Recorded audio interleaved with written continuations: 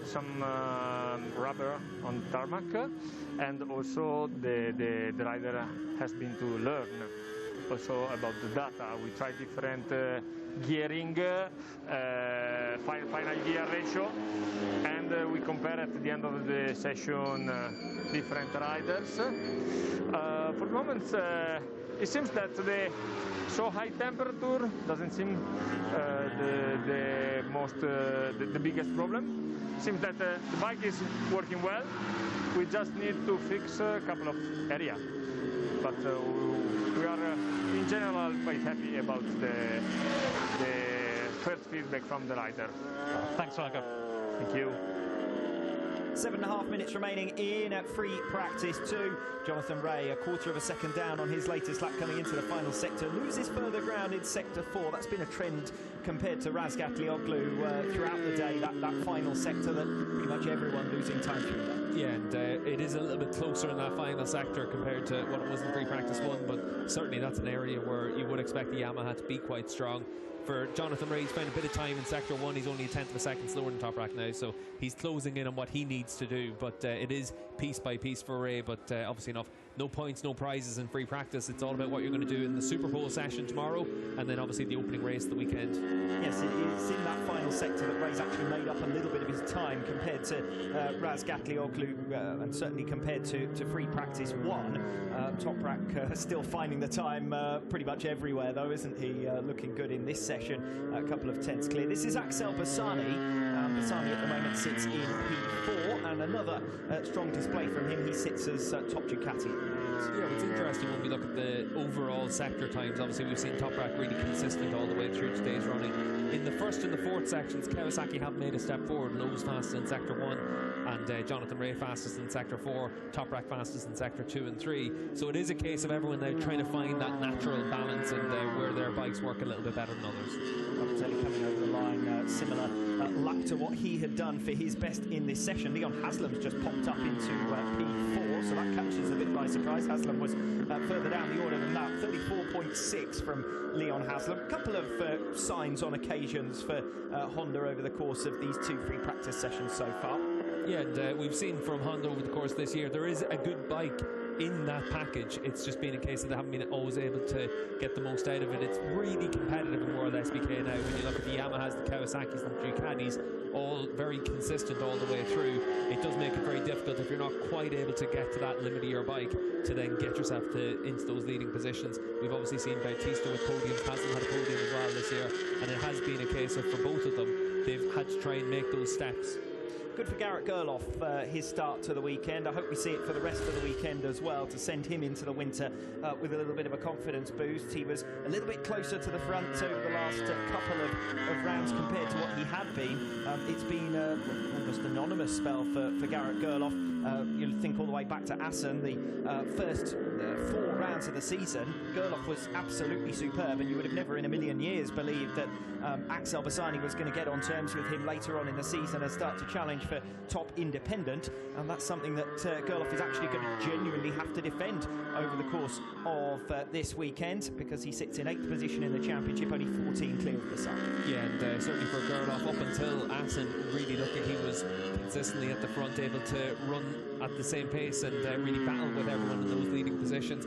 Had some podiums at the start of the year. I give Leon Haslam a bit too much credit there. Front row for Haslam, not a podium. I just remember him dead in Park Ferme a couple of times, but certainly for Garrett Gerloff, hopefully this is the sign of what we're going to see from him again next year. We want to see him up at the front of the field. He's an exciting rider. He's obviously had some tough times through the course of this season, but you want to see him able to show exactly what he can do on a superbike. Yes, Haslam's had a P4 and a P5. That's close enough, and a P4-5, I'm afraid, as far as next season is concerned, as he's set to move on from World SBK. 3 minutes still on the clock for FP2. Wsbk Mandalika, the fastest man out there, but Jonathan Rea has chipped away at that margin. Garrett Gerloff also very much on the pace, and Leon Haslam with that stunning effort to go P4. Alex Lowe's currently rounds out the top 5. We come in now to the final laps from all of our big guns. Michael van der Mark just setting a new personal best, 1 minute 34.938. Yeah, so we've got the leading 11 riders now in the 1 minute 34s as well, so it is getting a lot closer now with Scott Redding all the way went down in 11th, but only 8 tenths of a second off the pace, but on course for an improved lap time now as well. Alvaro Bautista on course for a fast lap as well at the halfway stage. Toprak on course for another consistent lap there, 34.3. That's about a tenth of a second off of his fastest time, but still faster than what we've seen from anyone else. That's when Wsbk Mandalika can set a time that isn't an improvement, but is still faster than anyone else, that he is able to underline just the consistency that he is going to be able to demonstrate over the course of this weekend. Alvaro Bautista, well, we've just seen Leon Haslam put in a really strong lap. He's now made his way back into the pits, so that may well be the end of his session, at least competitively. Alvaro Bautista here, see if he can match his teammate. He actually betters him, goes up into P4, and again, a reminder, we've got less than a second covering the top 12 in this session. Yeah, and for the top 12, it's only 8 tenths of a second separating them. It's going to get a little bit closer now as well. Scott Redding just coming into the last couple of corners. We catch up with the number 45. He's half a second off the pace, but couldn't move himself up a couple of positions here. Well, he only needs to gain 2 tenths of a second. He'll move all the way up from 12th position and up to 7th, and that's exactly what happens. 1 minute 34.827. Redding does go P7. Meanwhile, out on the circuit with 2 minutes to go, Garrett Gerloff heads into the 3rd sector, and he's up at the halfway mark on Wsbk Mandalika. Yeah, Gerloff up by 400ths of a second, so good run through the first half of the lap, just about to come through to the end of Sector 3 as well. We'll keep an eye on his lap times on the number 31 Yamaha. Loses a bit of ground in Sector 3, he's 2 tenths of a second off now.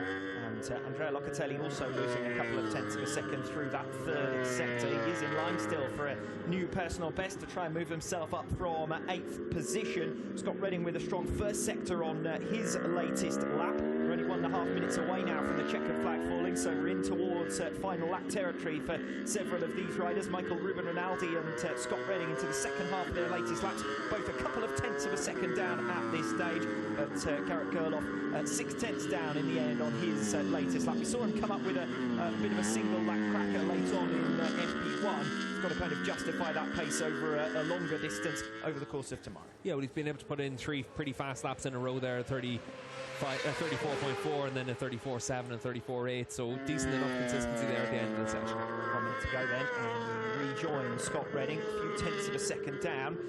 He should be able to get this lap completed and have time for one more in the remainder of free practice 2. It is Redding who is at the moment the only rider on the move as far as the front runners are concerned. Chaz Davies has just made up a couple of positions, but only into P15, so work for him to do over the course of this weekend. Redding crosses the line to go P5, splits Bautista and Haslam in the pecking order.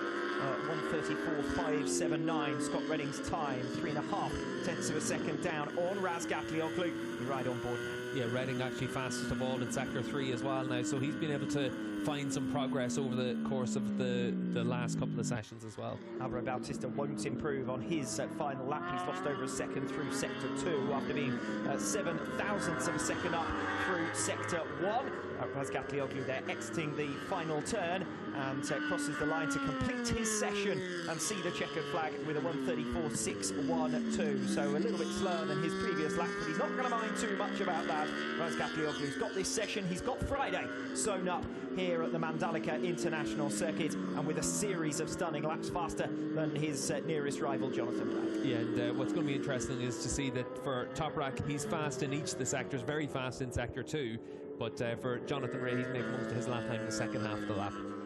If Chaz Davies gets caught up behind Oliver Koenig here, he may well lose what looks set to be his personal best lap, and I'd say that's going to go away from him now. He makes his way through on the inside line, and that's where we're talking about the potential overtaking zone in between turns 15 and 16.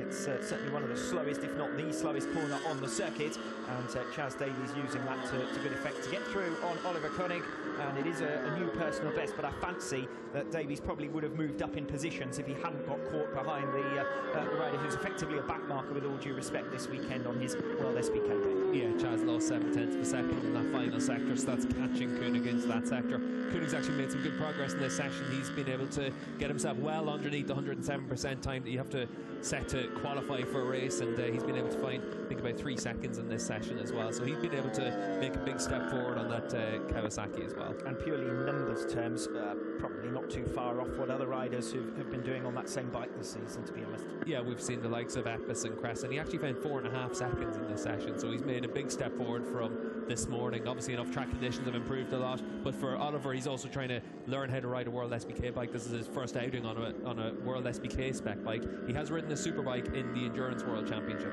Yes, but even then, for only a fairly limited spell, having jumped straight up from Supersport 300, which is a world away from what he's going to be racing this weekend, and to send best of luck to him to try and mix it with these big guns is far from easy. In fact, 1.7 seconds covering the entire field, aside from Koenig, who's down in 20th position. So just to underline how close they are, a bit of a gap behind the top 12 positions. Isaac Vinales, 12th fastest, less than 3/4 of a second slower than Toprak Razgatlioglu P1, and then 4/10 to Tom Sykes next best. So we've seen two groups develop over the course of FP2. You've got only 7.5 covering the top 12, and then 1.7 covering the entire 19, with Oliver Koenig the outsider, as it were, in that sense. Yeah, I think it's also worth mentioning that Isaac Vinales up there inside the top 12, only 7/10 of a second off, being able to carry forward that form that we saw in Portimao in Argentina.